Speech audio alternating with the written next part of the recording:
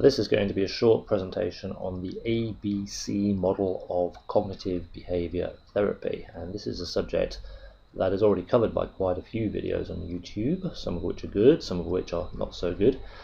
One more I think won't do any harm, as it's quite an important topic and something that I think should be more widely understood.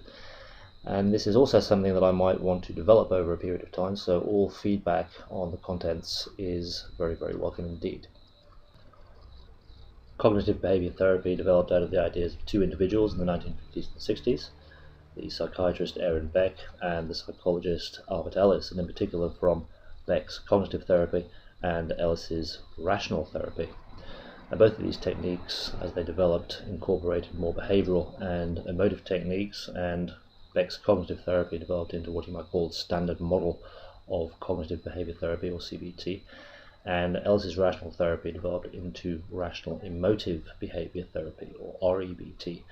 And one of the things I'd like to do here is to try and tease out the differences between these two approaches where they occur. Now, whatever the approach you use, the backbone of cognitive behavior therapy is the ABC model. And in fact, this is usually extended to include D and E. We start off with an activating event, move on to belief, then consequence, disputation, and finally effective new belief. So the conventional idea is that a negative activating event leads directly to unhappiness on the part of those who experience it. But the ABC model states that it is not the activating event itself, but our belief about that activating event that leads to the consequence. And so if we're able to change our belief about the activating event, the consequence will also change. So belief can be divided into three separate components. Firstly, inference. Secondly, core belief. And thirdly, evaluation. So let's take an activating event, and let's say, for instance, that I fail an important examination. Now, my inference from this may be that I will always fail when asked to prove myself in some way, and therefore that I will never amount to anything in life. Now, there may also be a core belief along the lines of I must do well and have a successful career. Now, because I have to be successful and because I'll never amount to anything in life, my evaluation may be that I am therefore a worthless individual, and the consequence of this will be hopelessness and a lack of effort and general depression. So the objective is to change the consequence, which is the hopelessness and the depression, by changing my belief about the activating event. And the standard approach used in CBT is to dispute the inference. So I might tell myself that there's no reason to believe that because I've failed on this occasion that I'll necessarily fail in the future. Instead, this could be viewed as an opportunity to change to something more to my liking, or to work harder, or to prepare better in the future. And even if I don't do well in examinations in general, there's no reason to believe that I can't have a successful career, as many people do, without formal qualifications. So although I still believe that I have to be successful in life, I now understand that I can still be successful despite having failed the exam, and so I no longer have a reason to condemn myself or to be hopeless and depressed.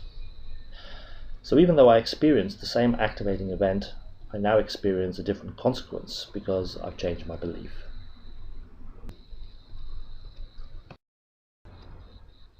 However, disputing the inference is not the only way to change the belief, because in REBT, the approach, at least initially, is to affirm the inference, to assume the worst and to say, yes, I failed this examination and it may well be that I will never amount to anything in life, but then to go on and dispute the core belief. So I would tell myself that there's no reason to believe that I must do well and have a successful career, because this has no bearing on my worth as an individual.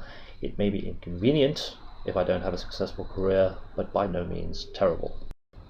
So I've now replaced the belief that I have to be successful with the understanding that even though I prefer to be successful, I don't have to be. And even though I still believe that I may never amount to anything in life, I now understand that this has no bearing on my worth as an individual, and that I can easily tolerate this and still go on to live a fulfilled and worthwhile life.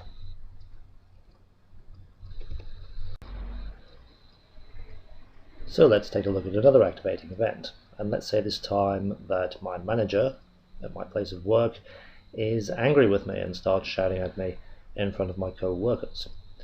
Now, my inference from this may be that he thinks I'm not doing my job conscientiously. I may even infer that he is pretending to think this in order to intimidate me into working harder. And subsidiary inferences may include the thought that my co-workers think I'm incompetent, that some co-workers who don't think much of me may gain satisfaction from the situation, that I'll be treated with contempt, and that my prospects for the future will generally diminish. I may also hold the core belief that I should be appreciated by my manager and my co-workers for my conscientious work, and that I should be rewarded with good future prospects. And because I've inferred that the manager and the co-workers do not approve of me, as they absolutely must, my evaluation of the situation may be that my boss and my co-workers are bad people, and that it is awful that I should be treated this way, and that I can't stand being treated this way. And the consequence of this may be perhaps that I would lose my temper, start shouting back at the boss, perhaps get fired, perhaps behave resentfully towards the manager and my co-workers, or maybe that I would become passive or depressed or miserable at work, or maybe that I would just quit altogether. So the objective is to avoid these kinds of reactions to the activating event, since they are likely to be detrimental to my future interests. And again, the standard CBT approach is to dispute the underlying inferences. So I may tell myself that it does not necessarily follow that my boss is misjudging me or exploiting me from the fact that he's lost his temper, and that it's more likely that he himself is finding his job difficult to cope with, and that this is also more likely to be the conclusion reached by my co-workers. And both probably still view me as a valuable co-worker, even if they believe that I might have made an error on this occasion. So my future prospects are not damaged by this kind of event, which will inevitably happen from time to time. So although I still believe that others must approve of me, I now believe that despite the unpleasant incident, I do still meet with the approval of my manager and my co-workers, and so I have no trouble in tolerating the situation.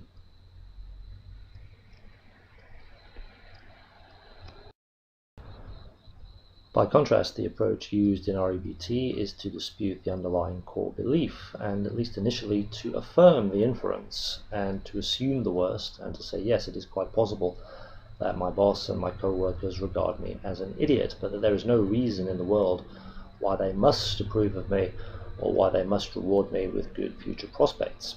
For a start, it's not constructive for me to give myself a universal positive rating, to say that I am always a conscientious worker, but instead to accept myself as a fallible individual with good and bad qualities.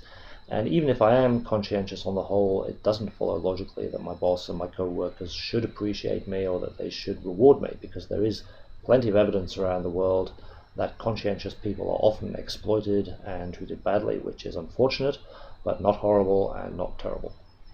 So having replaced my core belief that others must approve of me with a preference, not a demand that others should approve of me, even though I'm still aware that my boss and my co-workers may well disapprove, and though I may not like this, I now find this easy to tolerate.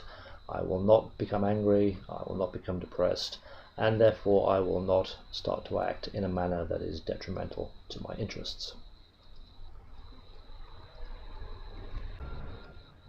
So let's take a look at another activating event. And let's say this time that I work hard all year and save up to go away for a week on holiday, and that for the whole week it absolutely pours down with rain. Now, my inference from this may be that I will not be able to enjoy myself after all the hard work that I've put in to save up for this holiday, and that therefore life is unfair. And I may also have the core belief that I should be rewarded for all of my hard work, and because life evidently is not rewarding me for my hard work, as it absolutely should, my evaluation of the situation may be that it is awful that this situation should have occurred, and that I can't stand being let down in this way, and the result will be anger and depression.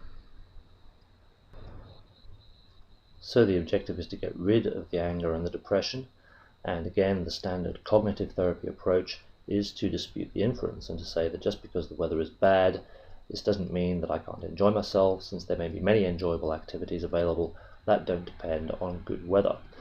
So even though I still believe that I should get what I want, I'm now inferring that I will in fact get it, and so the activating event no longer appears awful or intolerable, and because of this I will no longer be angry or depressed.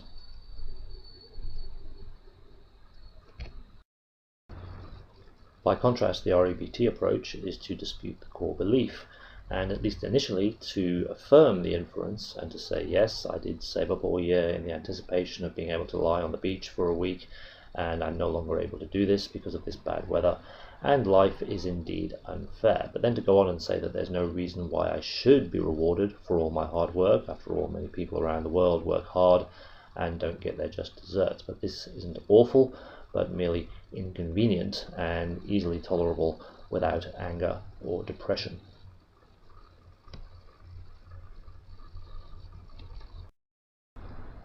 So the general philosophy in REBT is that the inferences and evaluations that give rise to psychological problems arise from core beliefs along the lines of a situation must be a certain way, you should behave in a certain way, or I have to have a certain characteristic. And this is described in Ellis's colourful coinage as masturbation, and also in the rather more euphonious phrase of Karen Horney, the tyranny of the shoulds.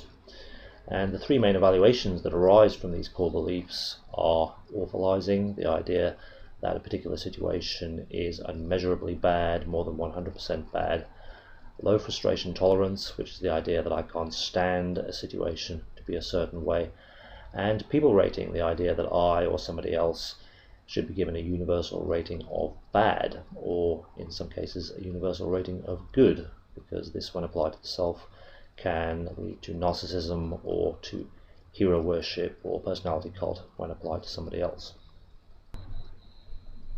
And some of the faulty inferences we've already seen in the examples. So for instance, jumping to conclusions, I must be incompetent if I fail an exam; fortune telling, I'll never amount to anything in life; overgeneralization, my co-workers think I'm incompetent; black and white thinking, I can't enjoy myself on holiday if the weather is bad; focusing on the negative, I'm being treated with contempt at work; and mind reading, my boss is trying to intimidate me into working harder.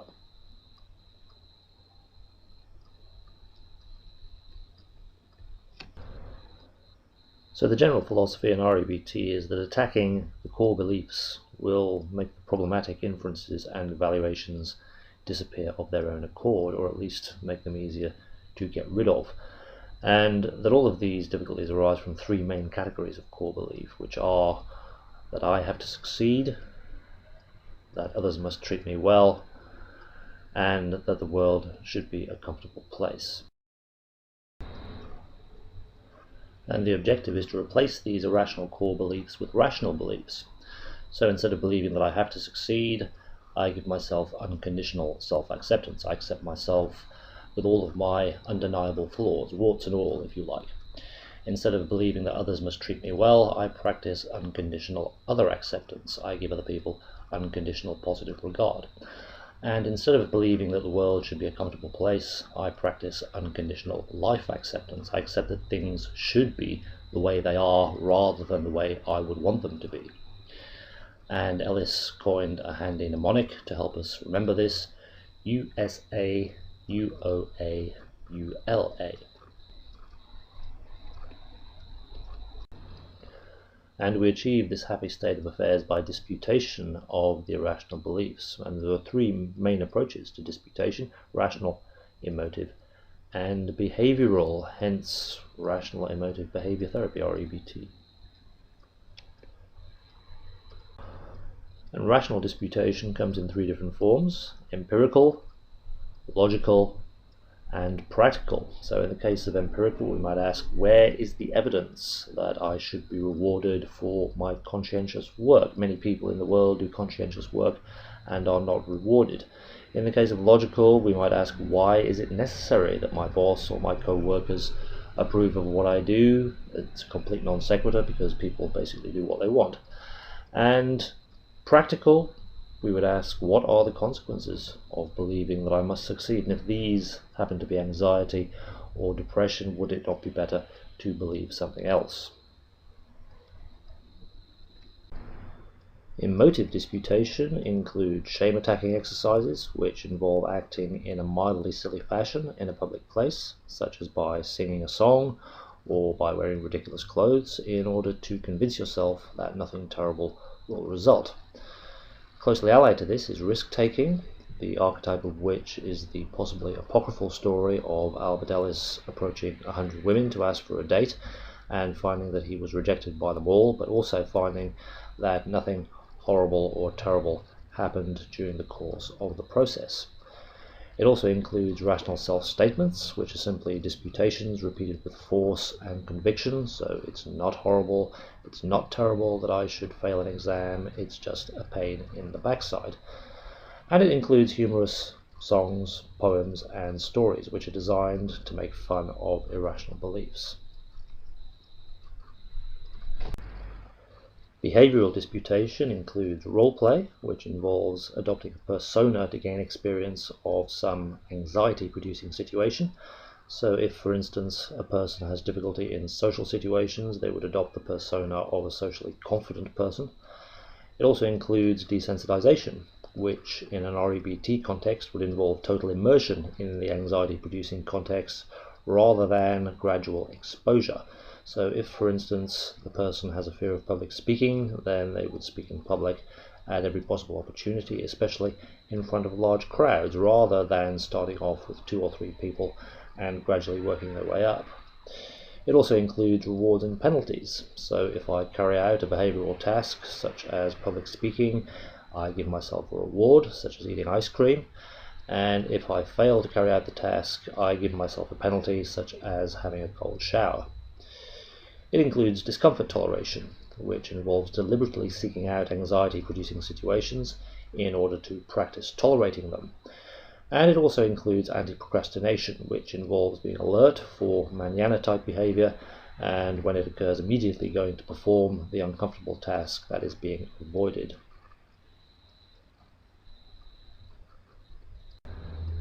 And finally, the emphasis in all forms of CBT is on continuous work and practice throughout life to discover and dispute irrational thoughts and beliefs and use emotive and behavioral techniques to overcome them, because of the recognition that humans have a distinct tendency to think irrationally and to continue to disturb and to redisturb themselves.